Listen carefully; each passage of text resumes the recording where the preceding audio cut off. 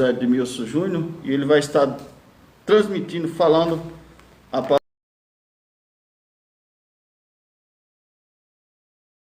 palavra do Senhor nesta manhã, dentro dessa lição. A lição de número 12, que tem por título a urgência do discipulado, né?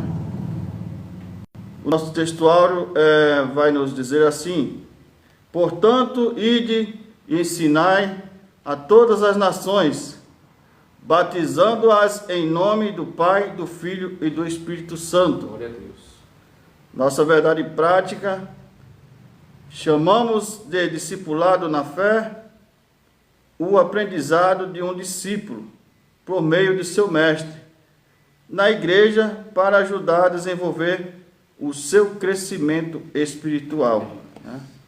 Discipulado é o ensino das coisas do mestre, né? Nosso mestre Jesus, e nós somos discípulos de Jesus, né?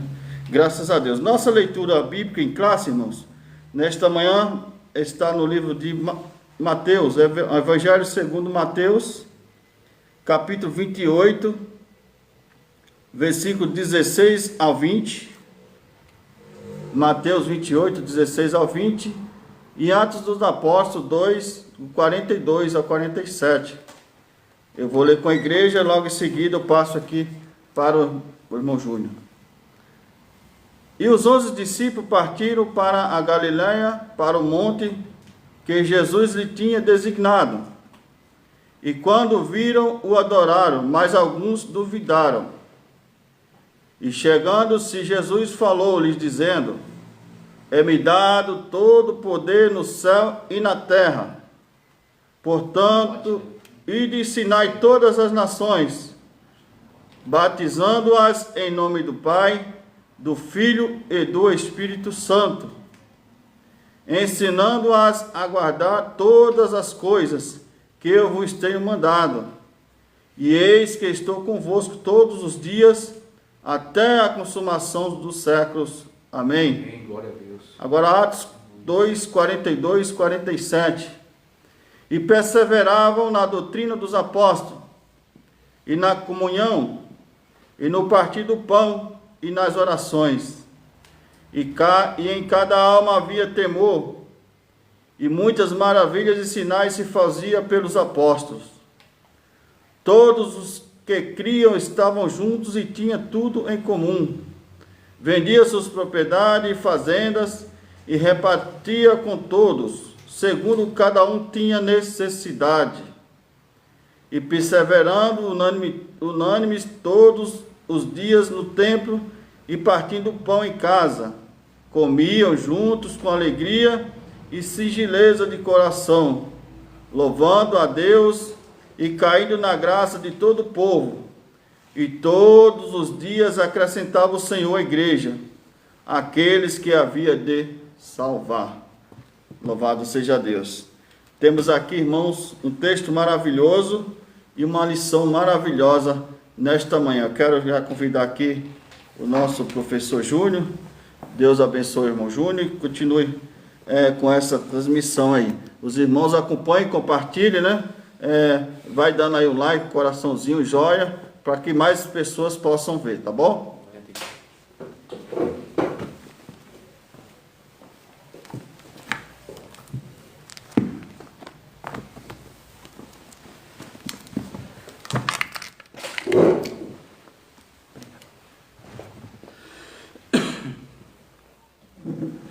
Nessa manhã quero cumprimentar a todos os irmãos e irmãs que nos acompanham nessa transmissão com a paz do Senhor Jesus Cristo. Nesta manhã nós podemos nos alegrar pelas misericórdias de Deus derramadas sobre a nossa vida, pela sua graça que nos alcança, e também não podemos deixar de estarmos em oração por aqueles que estão sofrendo, estão passando dificuldades nesse período de grande luta, né?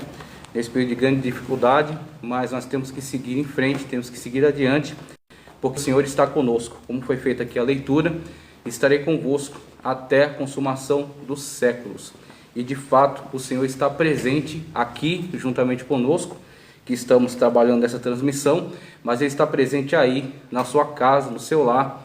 Ele está ao teu lado, Ele está estendendo as mãos para ajudar, para guiar, para nos sustentar nesse momento tão difícil. E também temos a presença do maravilhoso Consolador, então, o Espírito Santo de Deus que está em nós, o Espírito Santo de Deus que nos fortalece para atravessar todos esses momentos. E como diz a palavra, todas as coisas cooperam conjuntamente para o bem daqueles que amam a Deus. Então nós temos que prosseguir sabendo que a nossa certeza sempre está em Cristo Jesus, aquele que venceu o mundo, né, como ele mesmo disse. Mesmo tendo aflições, nós sabemos que a nossa vitória está garantida em Cristo Jesus. E o nosso tema de hoje, desta manhã de domingo, é a urgência. Veja só, a urgência do discipulado. Ele fez questão de dar essa ênfase aqui, né, de colocar, se ele colocar somente acerca do discipulado, já seria suficientemente importante, porque o discipulado é extremamente importante para a igreja, mas ele fez questão de asseverar que o discipulado ele requer urgência, porque nós temos aí a necessidade da igreja estar se fortalecendo nesse processo de discipulado, a necessidade que a igreja ela esteja edificando na rocha que é Cristo Jesus, na sua palavra que não cai por terra. Então o trabalho de discipulado que estaremos analisando aqui nesses textos, né, nesse estudo, e também com as leituras da Sagrada Escritura, elas nos falam acerca do fortalecimento individual e também fortalecimento coletivo na palavra de Deus, porque o discipulado é a ferramenta eficaz para comunicar saber, para comunicar conhecimento bíblico. Então é a maneira, de fato, como as pessoas podem estar em contato direto com a palavra de Deus e podem estar assim sendo transformadas pela palavra de Deus. Como Cristo disse, vós já estáis limpos pela palavra que vos tenho falado. Então é a palavra de Deus que nos purifica, é a palavra de Deus que nos confronta, é a palavra de Deus que nos estabelece esse paradigma de sermos santos como o Senhor é santo, de atendermos aí a ordem e a vontade de Deus para a nossa vida. E isso é comunicado pelo discipulado. Então estaremos analisando melhor ao longo dessa lição. Vamos partir já para a introdução, que nos diz o seguinte: o discipulado acompanha a pregação do Evangelho desde o princípio e é de fundamental importância como base inicial na formação cristã do novo convertido.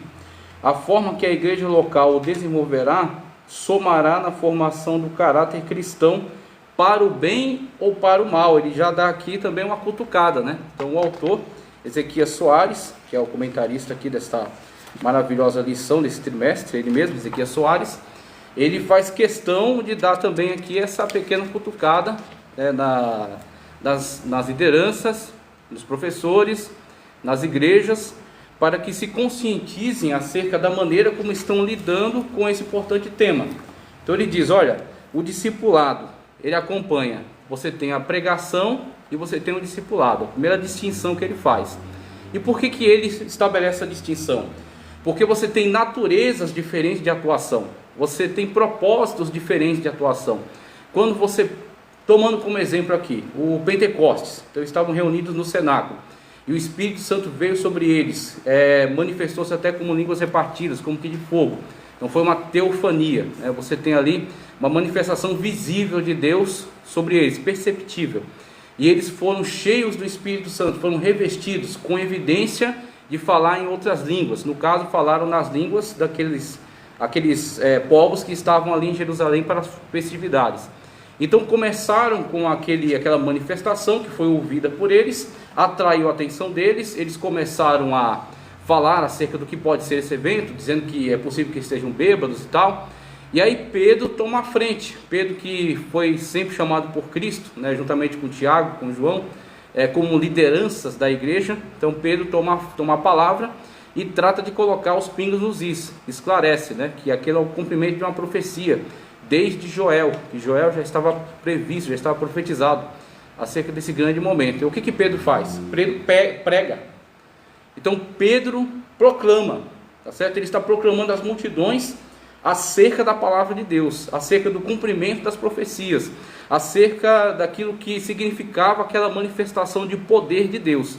E a pregação de Pedro foi tão impactante, o Espírito Santo usou de forma tão maravilhosa, tão poderosa, que quase 3.000 almas foram alcançadas naquele dia, tá certo? Então, eles foram impactados pela palavra de Deus e perguntaram o que haveriam de fazer, e Pedro os aconselhou, tá certo? Para que se batizassem, para que crescem no Senhor Jesus Cristo, se mantivessem fiéis à palavra de Deus. Então, a pregação surtiu esse primeiro impacto geral, e eles tiveram então a primeira iniciativa, que foi aceitarem a Cristo como seu único e suficiente Salvador, submeterem-se ao batismo como meio de comprovação de que agora tem uma aliança com Cristo. Só que daí para frente, e adiante, aí você vai ter outros textos de Atos dos Apóstolos, por exemplo, foi citado aqui, em que eles perseveravam, olha aqui, perseveravam na doutrina dos apóstolos e na comunhão e no partir do pão, verso 42 da leitura bíblica em classe de Atos 2, 42 e 47. Então você tem a perspectiva da pregação, na qual você alcança, você comunica essa mensagem impactante, que vai fazer com que as pessoas tomem uma atitude para buscar salvação em Cristo, mas tem um trabalho de continuidade, tem um trabalho que segue-se após isso aí. Então a pessoa entregou sua vida a Cristo, e a partir de agora os seus pecados foram perdoados, ele é uma nova criatura, e ele é de fato uma nova criatura. No âmbito espiritual ele acabou de nascer, mesmo que ele tenha uma alta formação intelectual, mesmo que ele tenha muitos anos de vida e muita experiência, mas espiritualmente ele acabou de nascer. Ele é uma nova criatura, ele é um neófito, ele tem que ser tratado com leite, ele tem que ser acompanhado, ele precisa ser aconselhado, e aí o Evangelho tem que permear todas as áreas da sua vida. E como é que o Evangelho vai penetrar e vai permear todas as áreas da sua vida? Existe uma maneira evangélica, uma maneira correta, uma maneira cristã de se viver, uma maneira cristã de se relacionar com a sua esposa, com seu esposo, com a sua família, seus filhos, seus parentes, com as pessoas no seu contexto geral. Existe uma maneira cristã de trabalhar, existe uma maneira cristã de conviver na sociedade, de fazer negócios. E como é que o cristianismo, como é que a palavra de Cristo, como é que a palavra de Deus, o Evangelion, a boas novas de salvação, como é que elas vão penetrar em todas as áreas desta vida, deste homem e dessa mulher que aceitaram a Cristo? Discipulado. Aí o discipulado vai ter um trabalho de perseverança, ou seja, você vai ter que ter uma linha de continuidade, por meio da qual aquela pessoa vai se submeter ao ensino. E aí o discipulador, o professor, o mestre, tem que ter a imensa responsabilidade, e essa responsabilidade de fato, ela traz um peso, mas ela também tem uma coroa de glória maravilhosa. Ele tem que se preocupar em comunicar o Evangelho de modo a que todos os âmbitos da sua vida sejam transformados para a glória de Cristo, para que em algum momento ele possa, como Paulo também dizer, não vivo mais eu, mas Cristo vive em mim. Cristo se manifeste na maneira do seu falar, Cristo se manifeste na maneira de você lidar com as pessoas, Cristo seja glorificado, seja testificado acerca dele na maneira que você exerce as suas atividades. E isso só é feito por meio de discipulado. Por isso que ele dá essa cutucada aqui, para mal, para bem ou para mal. Ou seja, nessa linha de continuidade do trabalho de discipulado, a igreja que vai dizer a maneira como ela está se dedicando ou não a comunicar esse discipulado. Se ela de fato está fazendo um trabalho eficaz, então ela vai ter salas específicas, tá certo? Salas para os novos convertidos. Você tem a sala do discipulado, você tem lá aquelas 2 lições, cada uma com 13, né? Aquelas 2 revistas, cada uma com 13 lições, para você poder desenvolver todas aquelas temáticas. Você tem que entender que a pessoa está vindo de outro contexto. Então ela está vindo de outro contexto, ela tem outra perspectiva sobre esses temas, o que ela pensa sobre Deus, o que ela pensa sobre Jesus, o que ela pensa sobre a igreja, muitas das vezes distorcido, uma visão totalmente distorcida. E naquela sala, um professor inspirado, usado por Deus, com essa sensibilidade, com esse cuidado, ele vai tratar de abordar cada um desses pontos e vai oferecer oportunidade para que a pessoa se expresse. E por meio disso vai corrigir, não através do seu ponto de vista, mas através da palavra de Deus, tá certo? Então, a Sagrada Escritura é a medida, tá certo? Então, aquilo que a Sagrada Escritura, a revelação da verdade de Deus, para nós, ela vai nos comunicar, vai ser a divisão entre aquilo que é agradável ou não a Deus, entre aquilo que pode permanecer ou não na nossa vida, aquilo que tem que ser alterado e aquilo que pode permanecer. Então, um bom discipulador, ele vai abordar todos esses aspectos, para que a pessoa possa, de fato, estar consciente da sua responsabilidade e consciente também da grande obra realizada por Deus nessas vidas. Então, passado essa sala de discipulado, você vai ter outras salas com outras abordagens. Você tem uma sala específica para crianças, você tem uma sala específica para adolescentes, outra para a mocidade, outra para os irmãos, outra para as irmãs. Então, cada sala dessa dedicada, né, à abordagem de determinados aspectos específicos para esse público, específico para essas pessoas. Então, se a igreja faz esse trabalho de uma forma bem dedicada, bem caprichada, ela consegue bons resultados, e são resultados que vão se multiplicar ao longo da história, tá certo? É uma progressão que vai ao longo da história mostrando crentes maduros, crentes edificados na palavra, tá certo? Crentes que conseguem viver o evangelho na íntegra, e por meio dessa multiplicação de pessoas maduras, de pessoas edificadas na palavra, você tem uma igreja sólida, você tem uma igreja de atuação firme, uma igreja que de fato vai interferir até no meio social no qual está inserida, que vai transformar a sociedade, porque aquilo que na sociedade muitas das vezes é destruído, entra para o contexto da igreja e por meio da palavra de Deus, por meio do Espírito Santo de Deus, é restaurado. E aí a igreja devolve para uma sociedade alguém que veio nos vícios, alguém que veio nas drogas, alguém que veio na prostituição, alguém que veio sem conceitos de ética e de moral, e através do trabalho que a igreja faz, se a igreja fizer um bom trabalho, e através do Espírito Santo de Deus, do poder do Espírito Santo de Deus, essa pessoa é transformada e retorna como alguém que vai ser referência, alguém que vai ser coluna na sua família, alguém que vai transformar e vai modificar para melhor a vida no seu contexto, tá ok? Então temos aí a primeira palavra sobre discipulado e já a percepção sobre esse conselho, né, que foi nos dado por Ezequiel Soares, sobre a maneira como estamos trabalhando com esse discipulado, se é de uma forma eficaz ou se é de uma forma relapsa.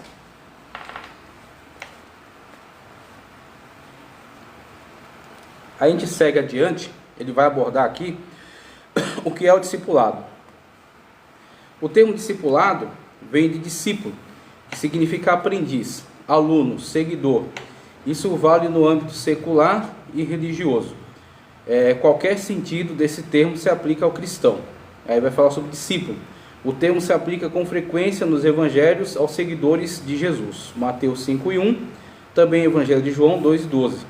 Disso segue o discipulado, ensino para o seguidor de Cristo. Ou seja, é um ensino bíblico básico para o novo convertido desenvolver-se espiritualmente. Trata-se de instrução que abrange vários aspectos da vida na área espiritual, emocional e social. Basicamente aquilo que eu acabei de explicar, né, na parte da introdução, mas é interessante vermos que discípulo, né, falamos acerca de discipulado, o trabalho discipulado, e falamos acerca de discípulo. Mais do que meramente pessoas associadas, porque muitas das vezes você tem grupos nos quais inclui pessoas que estão associadas. Então a pessoa se associa a um clube, ela se associa a uma agremiação, ela se associa a um, vamos dizer assim, a um lugar onde ela tenha lá certas benesses, né? Então ela se associando e pagando as mensalidades, ela tem acesso ali àquela área de lazer, aquelas benesses, né, aquelas vantagens. Então um associado. Só que um associado, ele não necessariamente está envolvido com os propósitos, está envolvido com o objetivo daquela instituição.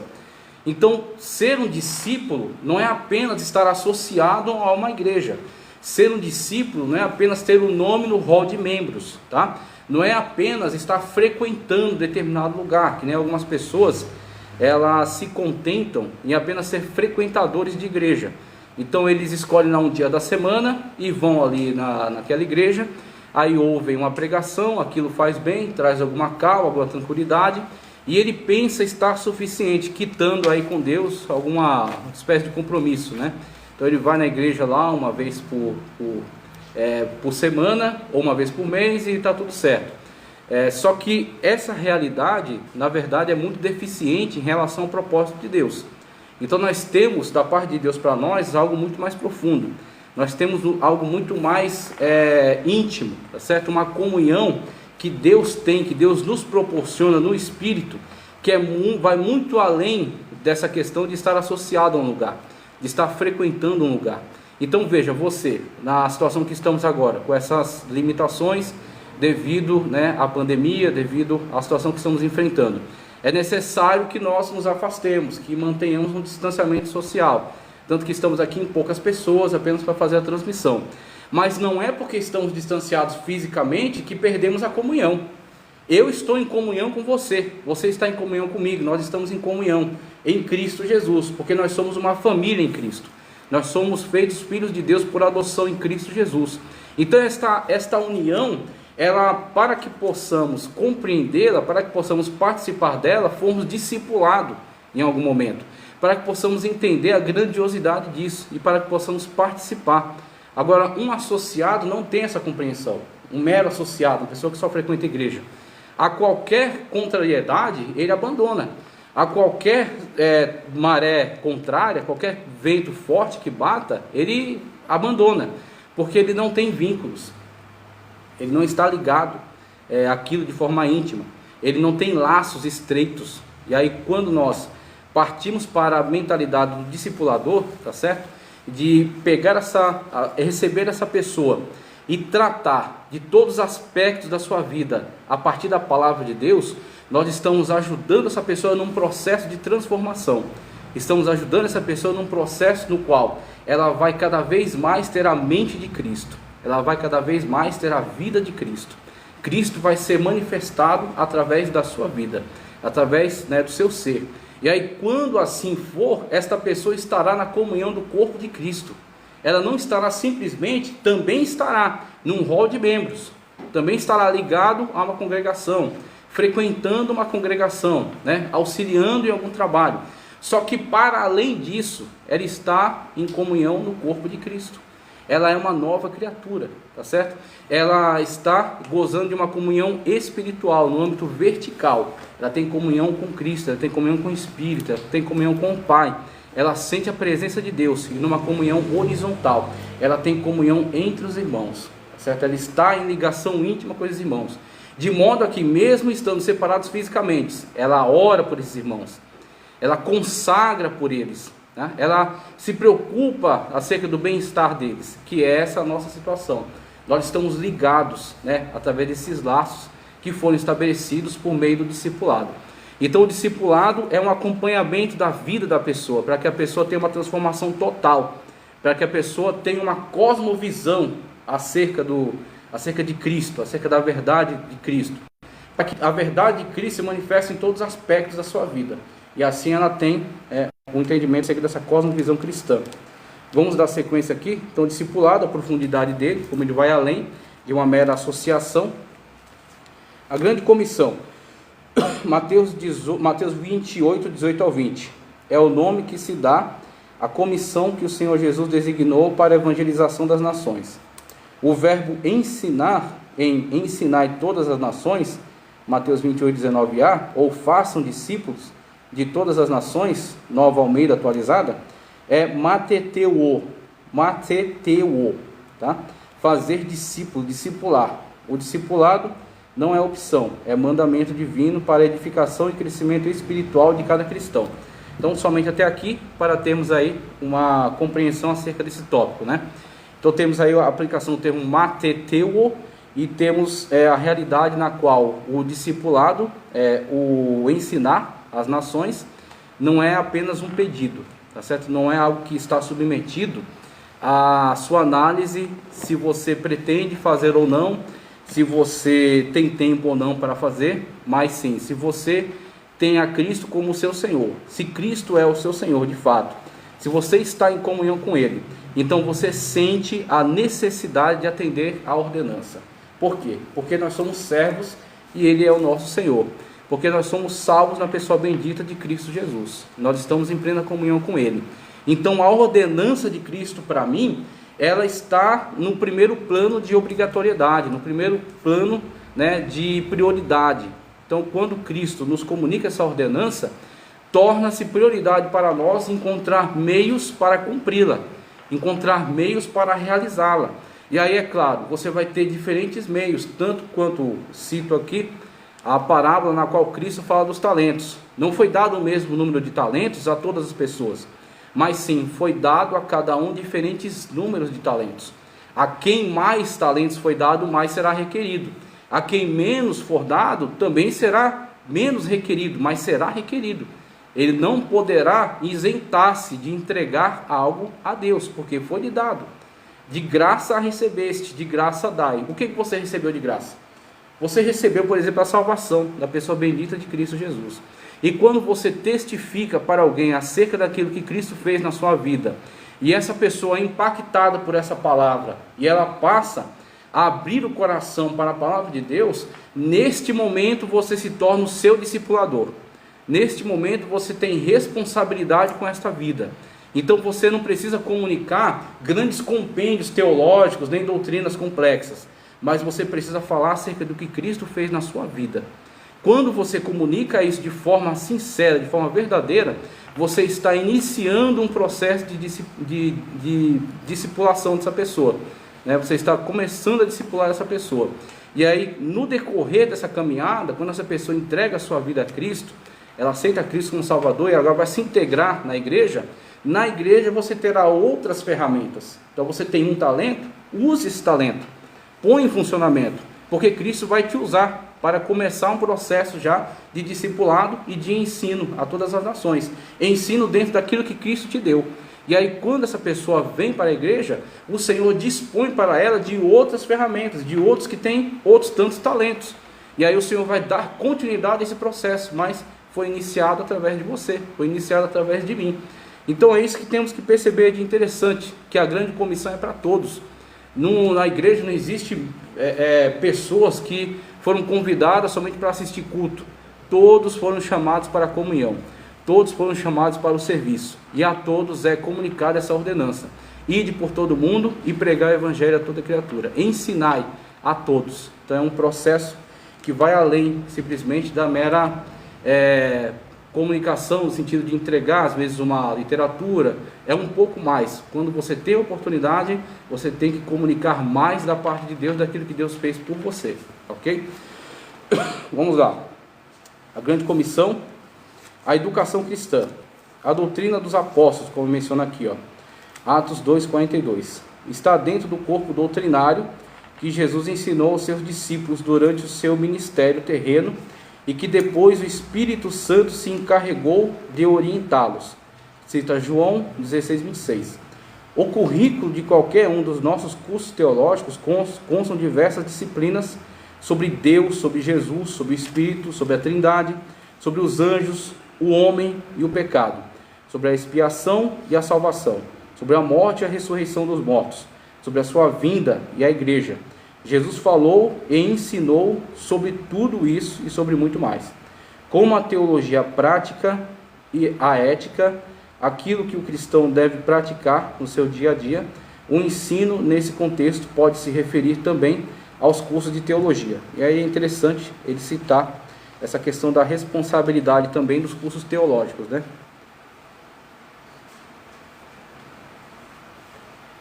Então, primeiramente, você tem a situação dos discípulos, né, dos apóstolos, aqueles que foram comissionados por Cristo.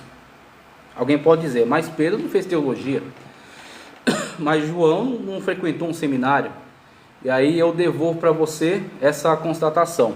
Será que qualquer curso de teologia da atualidade, ou qualquer seminário, por maior que seja, por mais antigo que seja, por mais bem preparado e com a melhor biblioteca, o melhor corpo docente que tenha, será que eles têm como ofertar a qualquer um que se matricule seus cursos? Será que eles têm como ofertar um ensino que chegue aos pés do ensino de Cristo Jesus? Que chegue aos pés do ensino que foi ministrado pelo amado Mestre? Quando você toma os evangelhos e você pagina e você percebe todo o processo de ensino-aprendizagem que Cristo submeteu os discípulos, você vê que não haverá nunca nenhum curso teológico que iguale. Você tem primeiro o Senhor Jesus Cristo, que é o verbo divino pré-encarnado. Todo conhecimento é dele. Ele tem todo saber. Ele é detentor de todo conhecimento. Então, quando ele inicia seu ministério e ele chama os discípulos, ele passa a conviver com eles. Então, dia, noite, madrugada, andando pelos caminhos, pregando, expulsando demônios, curando, disputando com os escribas, disputando com os fariseus, com os saduceus, atendendo a pedidos do centurião romano, por exemplo, de Jairo, príncipe da sinagoga, em todos os contextos, chegando até o Getsemane, tá ok? Cristo esteve constantemente com seus discípulos, comunicando o saber. Então, as parábolas, você pega uma parábola de Cristo, a parábola do semeador. Naquela parábola, você tem ali sintetizado, tá certo? Você tem ali concentrado um saber que, se nós fôssemos destrinchar, daria compêndios e compêndios de teologia, para trazer um esclarecimento humano sobre aquilo que Cristo comunicou com simplicidade. Então é isso que é extraordinário da sabedoria de Cristo. Ele sintetiza conhecimentos profundos por meio de uma comunicação simples. Então, utilizando algo do contexto, que é um lavrador, a semente, a terra, as diferentes situações do plantio, as diferentes situações em que a planta pode sofrer dano e não ter o desenvolvimento, comparando isso, parafraseando para situações, tá certo, do evangelismo, situações do discipulado, situações do crescimento ou não da vida espiritual. Então nós temos um ensino que os apóstolos receberam concentrado. É que nem a dona de casa sabe, pega um suco lá no mercado, vem lá concentrado. Ela sabe que dali ela vai tirar litros e litros de suco. Ali está concentrado. Da mesma forma, Cristo comunicou aos apóstolos um saber concentrado, que eles foram diluindo ao longo das cartas, que eles foram diluindo ao longo dos seus ensinos, ao longo do seu ministério. E foi comunicado a eles e chega até nós por meio do Espírito Santo de Deus, que inspirou, né, esses escritores sagrados e preservou esse conhecimento até nós. E hoje nos ilumina. A inspiração foi dada na época dos escritores canônicos. E hoje nós temos a iluminação para compreender e para comunicar com fidelidade. Então, quando nós olhamos para isso, nós vemos a grande responsabilidade, tá certo, das instituições de ensino, da igreja. A escola bíblica dominical é a principal, ok? Então a principal é a EBD, a principal escola bíblica dominical, que acompanha o crente ao longo de toda a sua vida. E auxiliando, nós temos os cursos teológicos. Então, pela misericórdia de Deus, temos aí um grande professor, o nosso pastor Adelício, tá certo? Eu tenho o privilégio de estar auxiliando ele, e nós temos sempre observado a necessidade de um comprometimento sério com a Sagrada Escritura e com o Espírito Santo de Deus. Então, muitas das vezes, alguns cursos teológicos não contribuíram com a vida dos irmãos e das irmãs, porque se comprometeram não com a Sagrada Escritura, e sim com outros postulados científicos, que têm a sua aplicação no seu devido lugar, mas que, comparando-se com aquilo que é necessário para a igreja, nós temos a Bíblia Sagrada como fonte, a Bíblia Sagrada como fundamento para este conhecimento. Então, a teologia sim contribui, quando ela coloca-se como serva da Sagrada Escritura, para trazer um melhor esclarecimento sobre a Bíblia. Mas quando ela começa a querer alçar voo por si mesma e querer estabelecer algumas lógicas, aí, alguns postulados que entram em linha de colisão com a Bíblia, ela torna-se inútil. Mas como ele diz aqui, quando a teologia é alimentada por um comprometimento com a Bíblia, com a Sagrada Escritura, e quando o professor tem um compromisso com o Espírito Santo de Deus de comunicar a verdade, esse conhecimento também edifica, esse conhecimento também nos dá um crescimento, nos dá um desenvolvimento, tá ok? Então nós temos aí a educação cristã. Agora, para o ponto 2, o tripé do discipulado. Tripé do discipulado. Essa trilogia, palavra, comunicação e serviço. Essa trilogia, palavra, comunicação e serviço, sempre. Palavra, comunicação e serviço. Era a marca da igreja de Jerusalém, logo após o Pentecostes.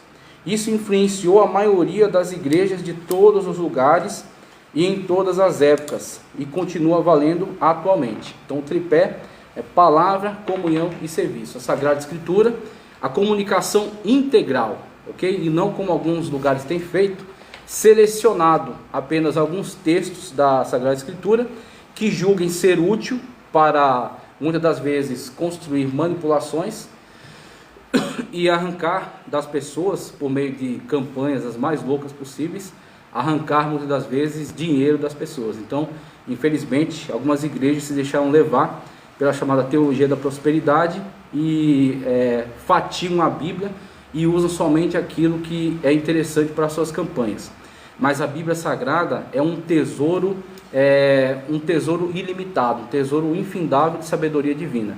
Então nós temos que aproveitar da Sagrada Escritura a sua integridade e temos que comunicar com fidelidade, tanto aquilo que pode nos trazer uma alegria, uma euforia, quanto aquilo que nos confronta, né? Também aquilo que nos corrige, também aquilo que nos exorta. A Sagrada Escritura, na sua inteireza, é inspirada pelo Espírito Santo de Deus. Ela tem pneus, é soprada, tá certo? E ela é útil para correção, tá certo? Para que nós possamos de fato estar de acordo com a vontade de Deus para nós. Então temos que ter a responsabilidade de comunicar ela de forma integral. Então o tripé, palavra, a autoridade das Escrituras é singular e única, pois a sua fonte é o próprio Deus. Elas foram faladas primeiramente pelos profetas do Antigo Testamento, depois pelos apóstolos no Novo Testamento. 2 de Pedro 2,3. Os primeiros discípulos perseveravam na doutrina dos apóstolos. Isso quer dizer que eles continuavam no aprendizado sob o comando dos apóstolos. Esse ensino se baseava tanto nas Escrituras quanto na própria experiência dos apóstolos, os quais receberam a revelação diretamente de Jesus durante o seu ministério terreno e depois do Pentecostes do Espírito Santo. Somente até aqui nós temos aí a primeiro pé, né? Temos o tripé, então temos aí a primeira base, né, para o discipulado e para o desenvolvimento da igreja, a palavra. Então, como que esta igreja e como que esses irmãos se comportam diante da Sagrada Escritura? Como é que eles se comportam diante da palavra de Deus? Qual é o valor que a palavra de Deus tem para eles? Nós temos visto na atualidade surgir muitos questionadores, né? Temos visto surgir muitos postulados teológicos que confrontam a autoridade bíblica e o fazem quando tomam como pressuposto certos postulados da filosofia, que, por exemplo, propõem que somente aquilo que pode ser comprovado fisicamente pode ser tido como verdade. Então temos o empirismo, né? Então o empirismo diz, olha, tudo que só é verdade aquilo que pode ser comprovado laboratoriamente, pode ser testado, ok? Aí temos, por exemplo, o existencialismo, que também se fortaleceu na Europa, se difundiu, e temos aí, por exemplo, a ideia de que não existe um propósito divino para as coisas, não existe uma orientação, uma inteligência superior conduzindo todas as coisas. E aí, a partir daí, tantos desenvolvimentos, né, de certa ala da ciência, por exemplo, que diz acerca do surgimento randômico de todas as coisas, que as coisas vieram por acaso. Então, a partir desses postulados, que foram cada vez mais sendo defendidos nas academias e desceram depois para a escolaridade básica, nós temos a formação de uma sociedade cética, a formação de uma sociedade agnóstica, por exemplo, né? Que diz, não necessariamente nega a existência de Deus, como um ateísmo militante, que diz, não, Deus não existe, tudo isso foi uma construção social da igreja para dominar as castas dos pobres, né, as pessoas inferiores.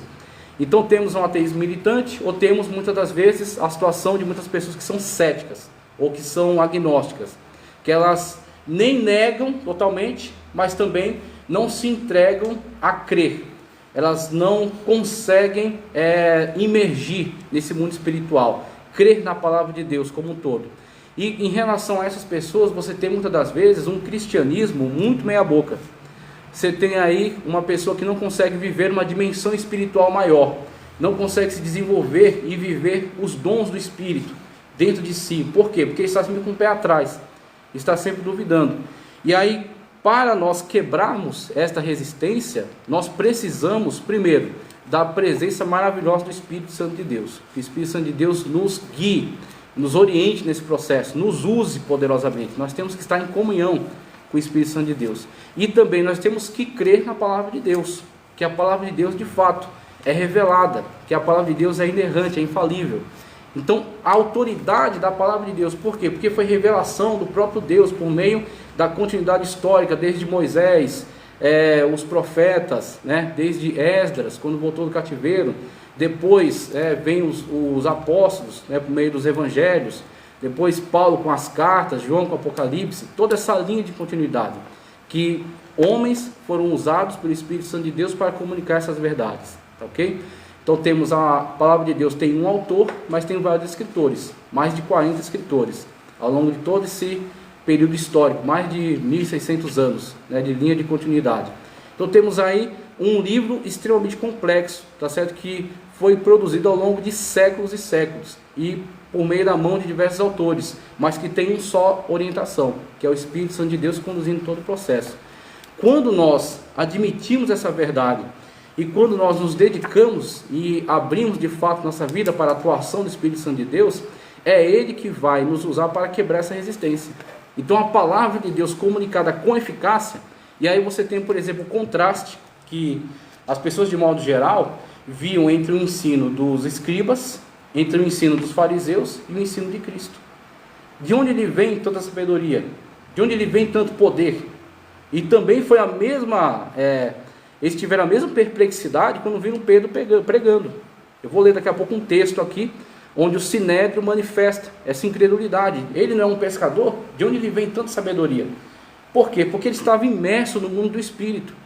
Porque ele havia entregue a sua vida para ser um instrumento de Deus. Ele cria no Senhor, tá certo? De forma plena, completa. Enquanto nós vivemos uma vida parcial, tá certo? Nós não conseguiremos nos entregar totalmente a Deus para ser usados por Ele com poder. Nós temos que nos entregar ao Senhor, nós temos que crer na Sua palavra. Nós temos que, de fato, mergulhar nesses rios do Espírito, para que nós possamos, então, ser instrumentos de Deus para essa geração, para que nós possamos ser usados, não somente para falar bonito, nem comunicar coisas interessantes, nem complexas, mas para comunicar coisas que veio da parte de Deus, para que o Espírito Santo de Deus nos use pela Sua palavra, e possa atingir os corações, e possa quebrar as resistências, e as pessoas possam ser, de fato, edificadas na rocha que é Cristo, e assim elas possam constituir uma igreja forte, constituir uma igreja atuante, uma igreja que marcha, mesmo nessa situação de calamidade. Não adianta a gente ficar só se lamentando e chorando. Nós temos que dar assistência àqueles que precisam, nós temos que orar com fé para que as pessoas sejam curadas deste mal, e nós temos que manifestar a crença, a fé, a confiança no Senhor. Nós temos que confiar de fato que o Senhor está conosco, que isso só pode ser feito por meio da palavra de Deus. Então o primeiro pé aqui desse tripé é a palavra. O segundo é a comunhão. Então a comunhão,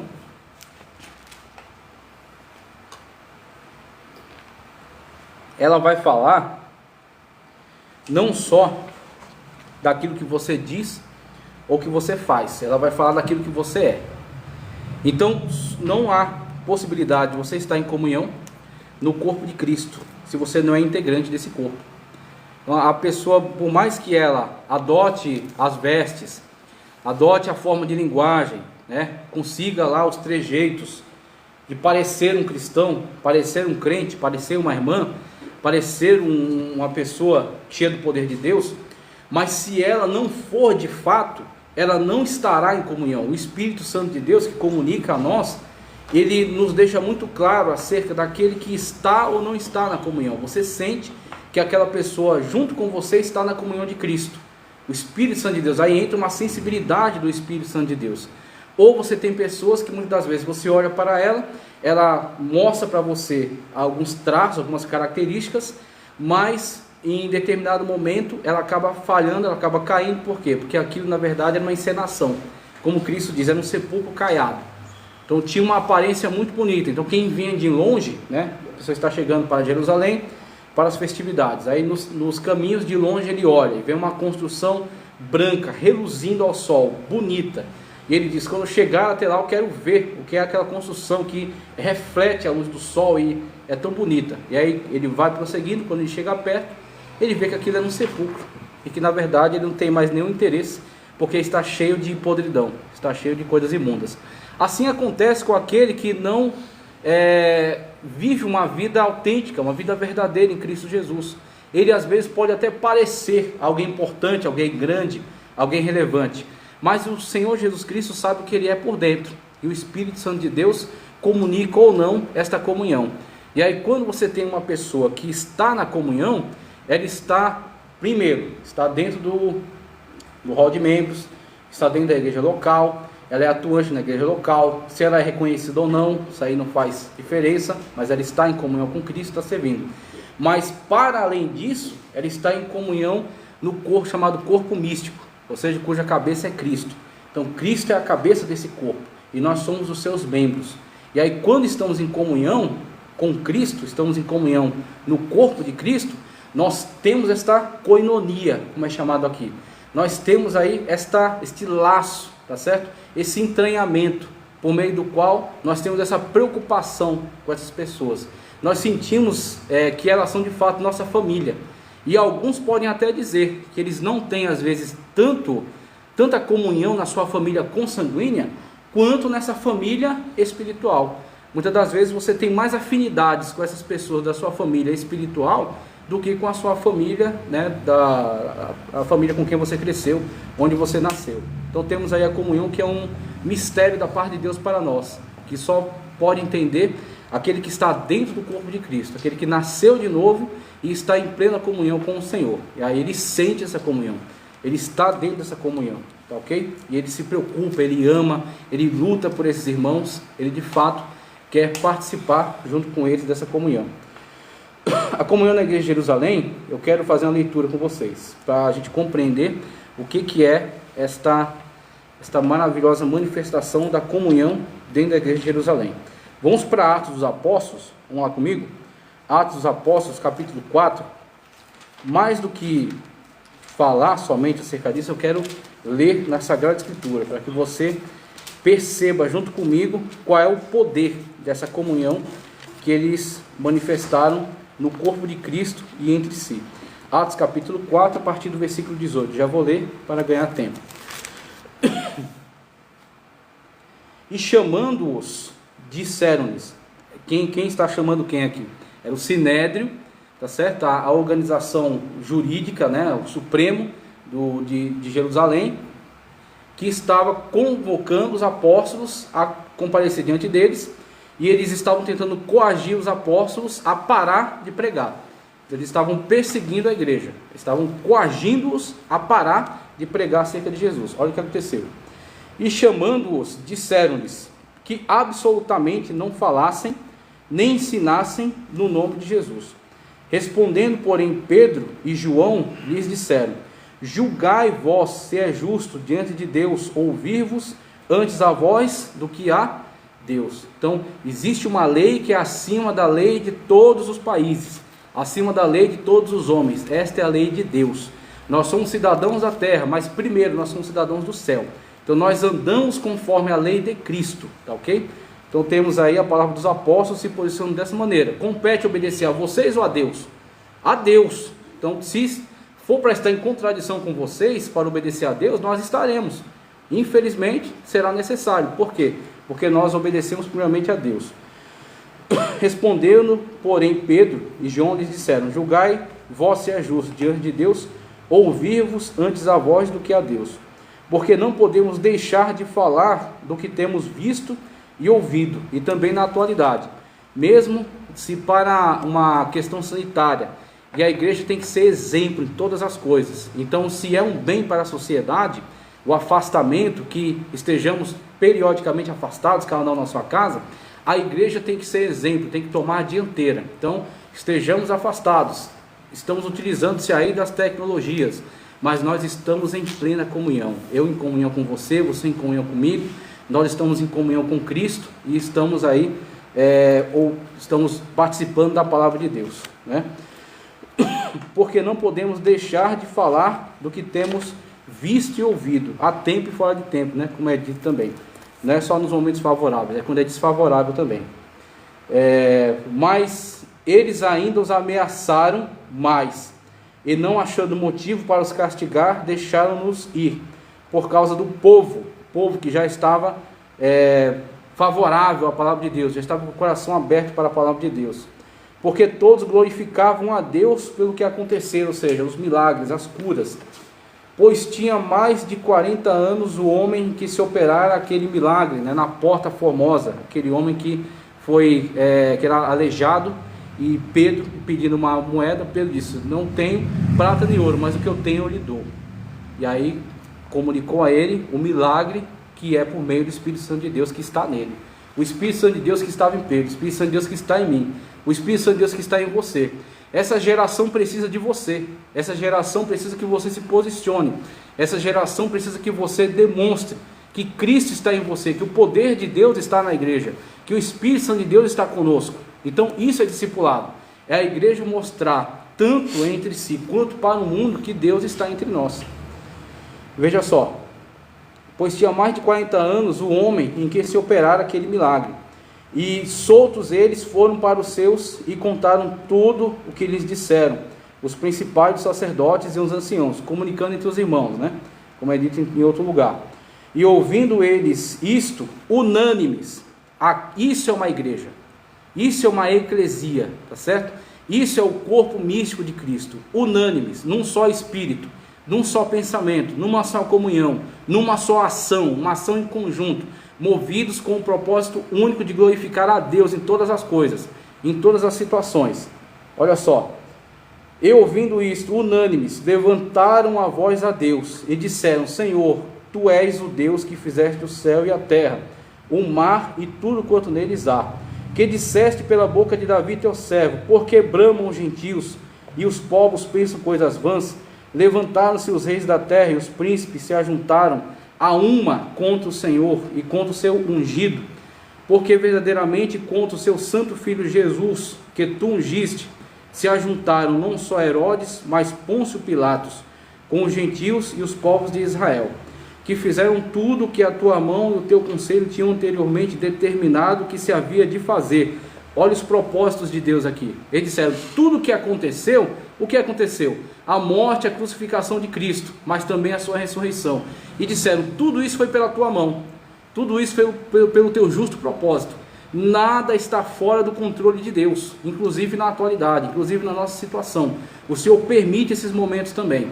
O Senhor é um Deus de misericórdia, é um Deus de amor, mas também é um Deus de juízo. E nós temos que glorificar a Deus não só pelos bens, mas também quando o Senhor permite os males. Como disse Jó, receberia de Deus somente os bens e não os males? Então nós estamos sendo aperfeiçoados e nós temos que demonstrar esse aperfeiçoamento entre nós e também para o mundo. Eis aí o discipulado. Para fazerem tudo que a tua mão e o teu conselho tinham anteriormente determinado que se havia de fazer. Agora, pois, ó Senhor, olha para as suas ameaças e concede aos teus servos que falem com toda a ousadia, a tua palavra, enquanto estendes a tua mão para curar, e para que façam sinais e prodígios pelo teu santo Filho Jesus Cristo. E tendo orado, moveu-se o lugar em que estavam reunidos, e todos foram cheios do Espírito Santo, e anunciavam com ousadia a palavra de Deus. Nós estamos num só Espírito, e estamos num só propósito, que é glorificar a Deus em todas as coisas, e em qualquer circunstância. Que você seja cheio do Espírito Santo de Deus neste momento, e que você seja fortalecido pela presença maravilhosa do Paráclito, do nosso Consolador, do nosso Ajudador. O Senhor está presente no meio dessa prova. Então nós temos o outro pilar, né? Comunhão, a comunhão na igreja, que eu tomei como base a igreja de Jerusalém, que é o nosso modelo, e o serviço. Aí eu me lembro de Tiago, mostra-me a tua fé sem obras, que é o que as pessoas estão, muitas das vezes, vivenciando na atualidade, uma fé teórica. Uma fé somente de postagens, de Facebook, de WhatsApp. Uma fé somente de slogan de camiseta. Mas uma fé que não se demonstra na vida real. Então esse tipo de fé não serve. Esse tipo de fé não leva a lugar nenhum. Agora a fé sobrenatural, a fé viva, a fé que vem, que é alimentada pela palavra de Deus. Tá certo? Como ouvirão, como crerão se não há quem pregue. Então a palavra de Deus é a base para a nossa fé. Aquilo que incendeia a nossa fé. E a nossa fé se manifesta em obras, como Tiago disse. A nossa fé é demonstrada por meio das obras, daquele que crê em Deus. Então nós temos que agir também, quando necessário. Trata-se de um termo de significado amplo nas Escrituras Sagradas. O termo visto isoladamente quer dizer um trabalho realizado para alguém ou algo, seguindo as suas instruções. O termo no Antigo Testamento se relaciona a maioria das vezes aos sacerdotes do santuário e também a qualquer pessoa temente a Deus. Na primitiva igreja de Jerusalém, o serviço cristão está representado sumariamente na perseverança no ensino dos apóstolos e na comunhão. Nós temos a situação do Antigo Testamento, né, com relação ao serviço do sacerdote no santuário. Nós temos o serviço daqueles que são chamados por Deus, os juízes, que serviram a Deus, os reis, os profetas, tá certo? Os artífices do tabernáculo serviram a Deus. No Novo Testamento ele diz, nós temos aí a vida da igreja, né? A pregação dos apóstolos, a comunhão da igreja, o discipulado daqueles que se convertiam e o acompanhamento que era dado a eles ao longo da vida, tá certo? Um discipulado segue ao longo da vida. E nós temos também, muitas das vezes, a situação na qual um serviço é, às vezes, servir às mesas. Como, por exemplo, o diaconato. O diaconato foi instituído no Novo Testamento para atender a uma necessidade, para que os apóstolos não tivessem que deixar o ensino e a pregação e tivessem que tratar de coisas burocráticas, tratar de coisas administrativas.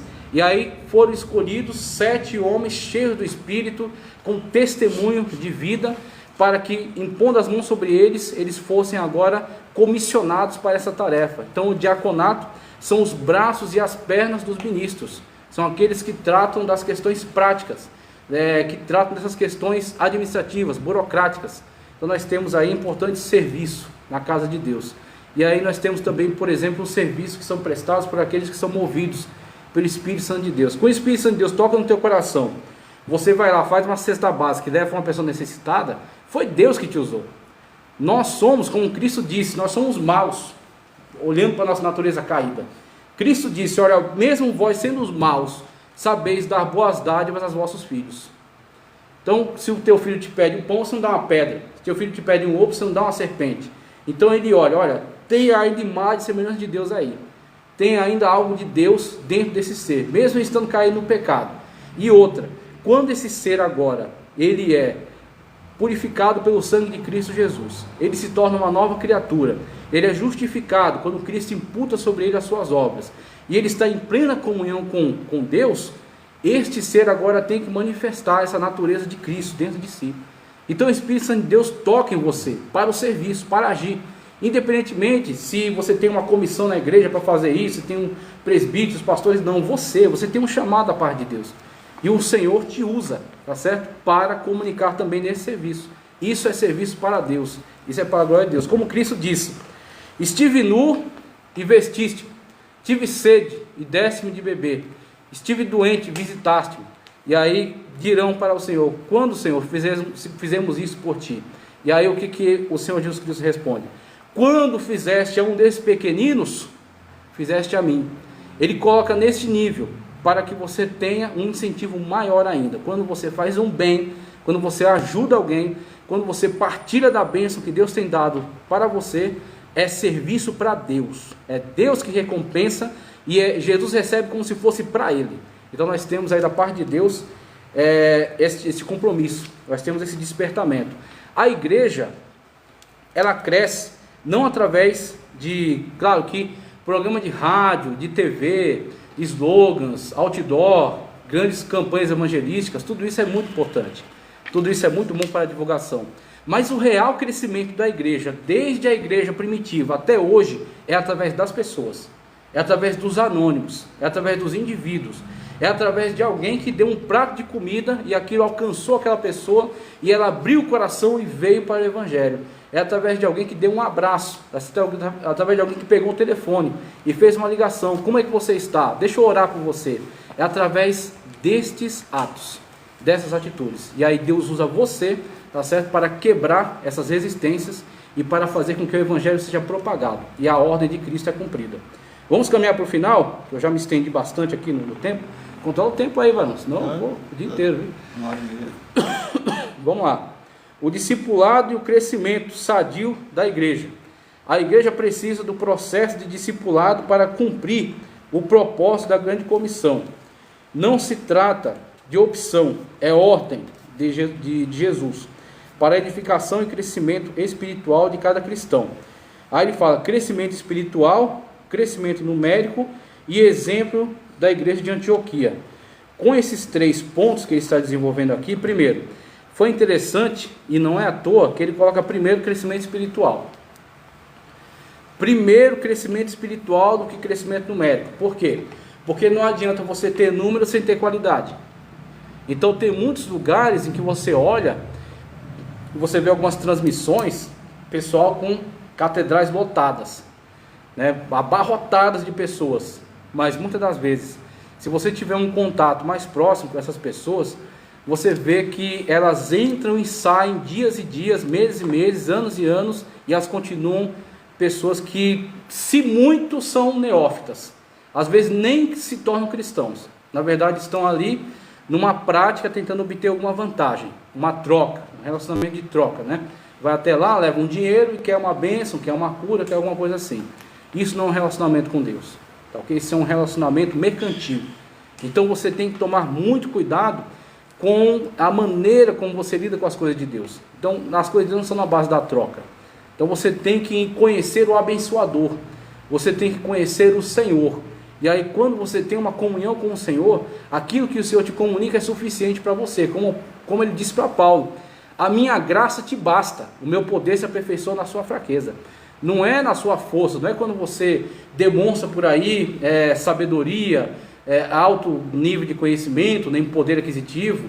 Não, tudo isso é muito bom, tudo isso é maravilhoso, e Deus quer isso para nós sim. Deus nos abençoa com esse crescimento financeiro, intelectual, tudo isso.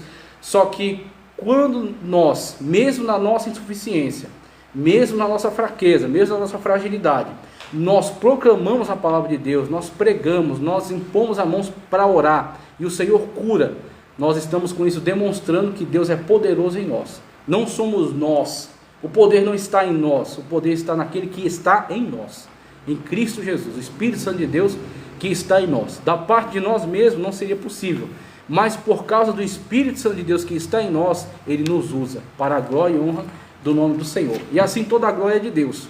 Fala, não poderia ser ele, não poderia ser ela, é o Deus que está nele, é o Deus que habita nele, é o Deus que habita nela. E assim eles vão querer ter conhecimento acerca desse Deus a quem você serve. Então é isso que é interessante. Então, primeiro, crescimento espiritual. Por quê? Crescimento de qualidade, relacionamento com Deus, verdadeira conversão.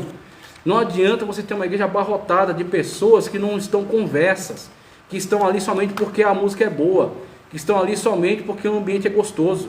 Não, você tem que confrontá-las com a palavra de Deus, mesmo que isso traga muitas das vezes algumas contrariedades, alguém não gostou, Cristo não teve preocupação com isso. Cristo, quando percebeu que as multidões estavam cercando e correndo atrás dele porque ele multiplicava pão, ele falou abertamente: vocês vêm a mim não por causa do reino de Deus, mas vocês vêm a mim para comer pão. E aí pregou duramente, falou, chamou a responsabilidade, falou acerca do pecado, falou acerca de transformação, falou acerca de compromisso com Deus. E o que muitos deles fizeram? Foram embora. E você pensa que Cristo estava preocupado com isso? Não. Ele não se preocupou, ele manteve a mesma postura. E ainda falou para os apóstolos: vocês querem ir junto também? E aí Pedro dá aquela declaração que é extraordinária, que é maravilhosa. É a declaração que eu faço minha e você deve fazer sua também. Para onde iremos se só tu tens palavras de vida eterna? Quando uma pessoa se conscientiza que só Cristo tem palavra de vida eterna, mesmo que você tente arrancar ela dentro da igreja, ela não sai. Mesmo que você tente bater nela para ela não vir mais, ela vai continuar vindo. Por quê? Porque ela teve um encontro com Cristo Jesus. Ela teve um encontro com o Mestre amado. Ela sabe que só em Cristo tem palavras de vida eterna. Estes são cristãos autênticos.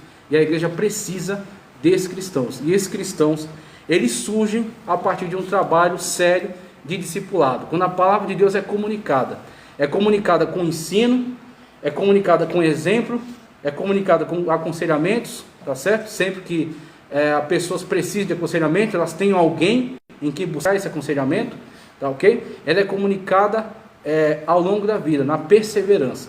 Perseverança da comunhão, do partir do pão e da pregação. Nós temos então o longo processo de discipulado. Como, por exemplo, o discipulado de Paulo. Você tem Paulo, que foi um homem que veio de um contexto de uma formação alta.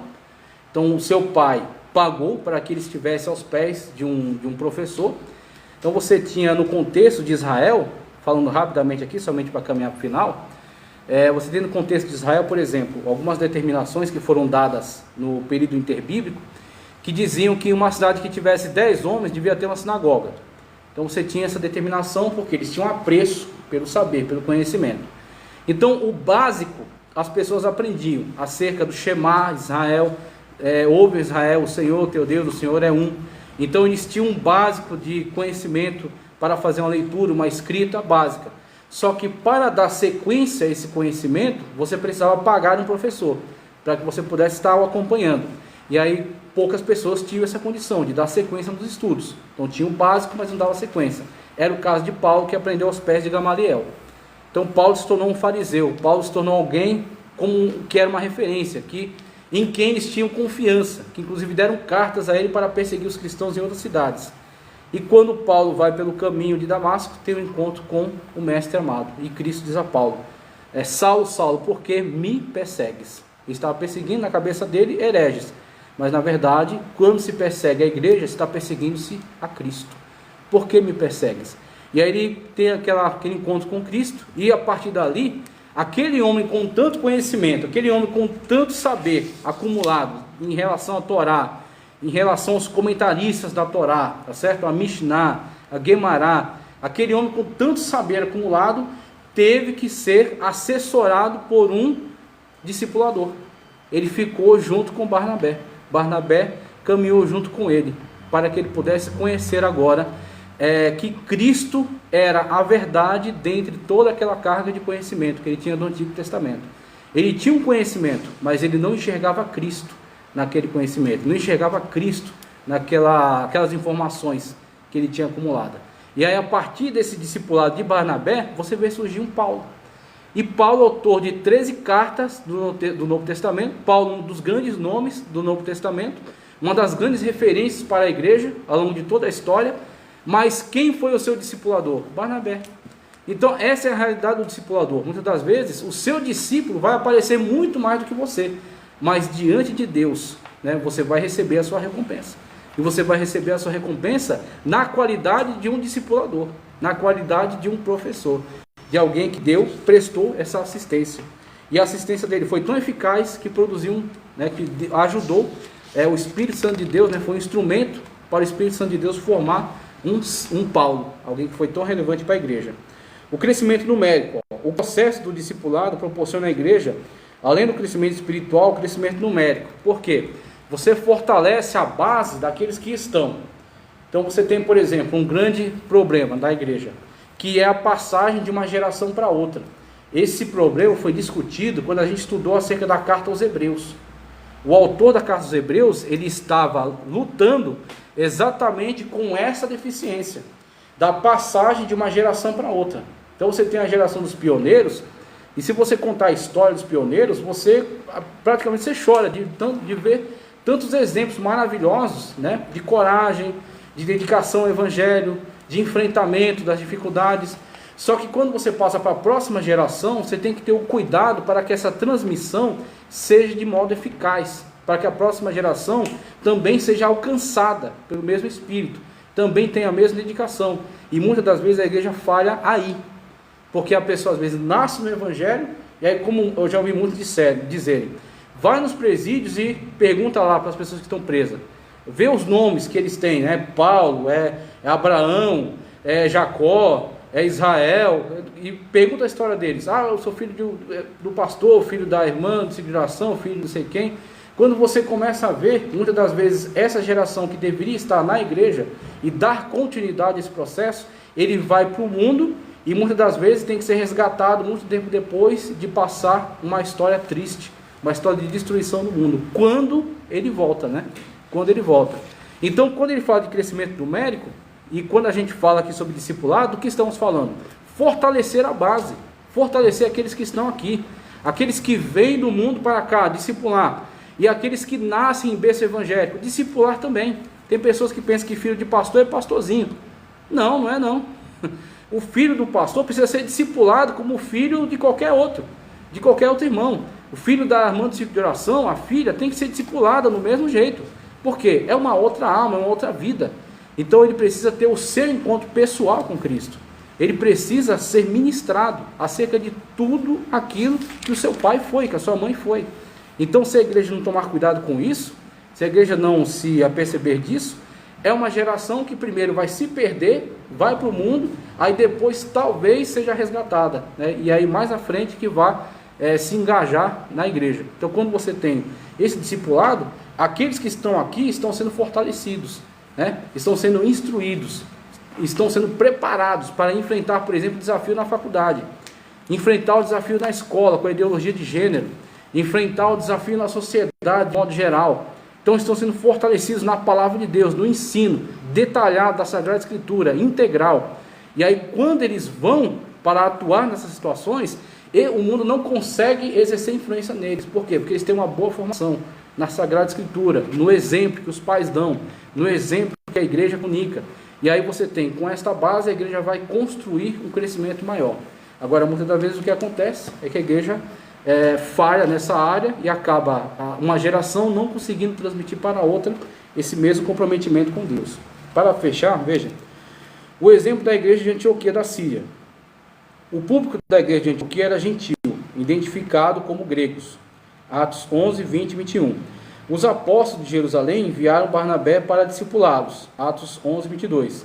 Ao se deparar com um grupo de gregos convertidos, ele concluiu que ninguém seria melhor do que Saulo para ensinar esses novos crentes de costumes estranhos. Barnabé não hesitou em buscá-los em Tarso para essa nova tarefa. Eles discipularam a igreja durante um ano inteiro.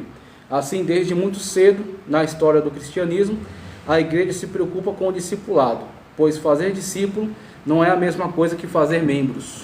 E aí temos novamente esse alerta que ele dá. Barnabé, ele percebeu a vocação de Paulo, e o Senhor Jesus Cristo tinha um grande propósito, inclusive falou a Ananias, né, eu mostrarei quanto tem que sofrer pelo meu nome. Inclusive Paulo, ele vamos dizer assim, um exemplo máximo da missão transcultural, onde Paulo entende, Paulo teve a compreensão, Pedro veio até essa compreensão quando Cristo revelou para ele aquela visão do lençol que descia com os animais impuros, e aí a voz diz, mata e come, ele retruca, né? Nunca comi nada impuro. E aí a réplica, não torneis impuro aquilo que eu purifiquei. Pronto, aí Pedro começa a ser confrontado em relação àquela mente fechada que ele tinha dentro do judaísmo. Ele compreender que a salvação agora é através de Cristo, que Cristo é o único meio suficiente para a salvação. Então todos os povos agora têm que ser alcançados igualmente por Cristo. E aí Paulo foi chamado por Cristo e ele cedo teve essa compreensão. Ele começa a lidar na igreja de Antioquia com os gentios. Então, com essa mensagem aos gentios, ele começa a entender que a mensagem que tem que ser comunicada, o ensino que tem que ser transmitido, é acerca de Cristo. Tem que ser cristocêntrico, tem que ser centrado na pessoa bendita do Senhor Jesus Cristo, naquilo que ele ensinou, naquilo que ele viveu, que ele nos comunicou de exemplo, tá certo? E naquilo que ele continua operando através dos testemunhos. Os testemunhos que surgem acerca da atuação poderosa da mão do Senhor. Aquele que foi curado, aquele que foi liberto, aquele que teve uma visão da parte de Deus. Então temos o ensino daquilo que o Senhor Jesus Cristo comunicou, que está sendo transmitido, e a experiência, o testemunho daquilo que ele continua fazendo. E aí temos então essa base de formação de Antioquia, que foi fundamental para as missões se espalharem por todo o mundo. Tá ok? Conclusão: Deus tem interesse no bem-estar social e espiritual do ser humano. Isso vale para a igreja e para a sociedade. A educação com base nos princípios cristãos é importante porque, além dos valores espirituais, contribui na construção de uma sociedade civilizada. A base dos valores morais e espirituais é a Bíblia. Ele finaliza de um modo extraordinário, mostrando que a igreja, quando faz o seu trabalho de forma eficaz, quando se dedica no discipulado e comunica o conhecimento bíblico integral e também o exemplo, né, da parte aí da atuação poderosa de Deus, o que ela faz? Ela fortalece homens e mulheres para serem atuantes na sociedade, para poderem combater essa ideologia maligna, ideologia satânica, que circula em diversos meios, em diversos grupos da sociedade. Então esses indivíduos atuantes, demonstrando para o mundo o que é viver com Deus, eles vão de fato transformar para bem a sociedade. E aí vão ser exemplo em todas as coisas. Exemplo de patrão, exemplo de empregado, exemplo de cônjuge, exemplo de filho, tá certo? Exemplo de cidadão. E aí a igreja começa a ter um impacto positivo na sua sociedade. Você vai ter a diferença, como Malaquias diz, entre os que servem e os que não servem. Os que servem geram um impacto positivo na sociedade. Os que não servem a Deus estão ali só enrolando, continuam sendo a mesma coisa, né? Continuam sendo moldados pelo mundo. Mas eu agradeço aqui a oportunidade de estar comunicando esse saber e me comprometo, peço para que você também se comprometa em encararmos com urgência a missão do discipulado, comunicar a palavra de Deus que foi dada a nós, de graça recebei, de graça dai. Muito obrigado.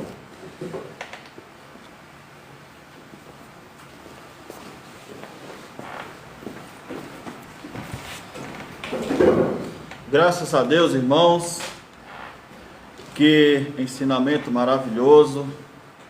Eu fui abençoado por esse ensinamento maravilhoso. Creio que você também foi bastante abençoado, foi bastante instruído, recebeu, aleluia, de forma maravilhosa esse ensinamento. Deus continue abençoando o nosso irmão professor José Edmilson Júnior, tem sido bênção nas nossas vidas, né? E aqui nos trouxe um ensino maravilhoso para as nossas vidas, né? Eu louvo a Deus pela vida dos irmãos. Eu vi que tem muitos irmãos participando conosco aqui dessa live, muita gente aí do outro lado, gente de outro país, a irmã Lena que está lá no país, presbítero Will, aí meu querido. Que a graça do nosso Senhor Salvador Jesus Cristo, o grande amor de Deus, a comunhão e as consolações do Espírito Santo sejam com todos e todos digam amém. Deus abençoe. Bom domingo em nome de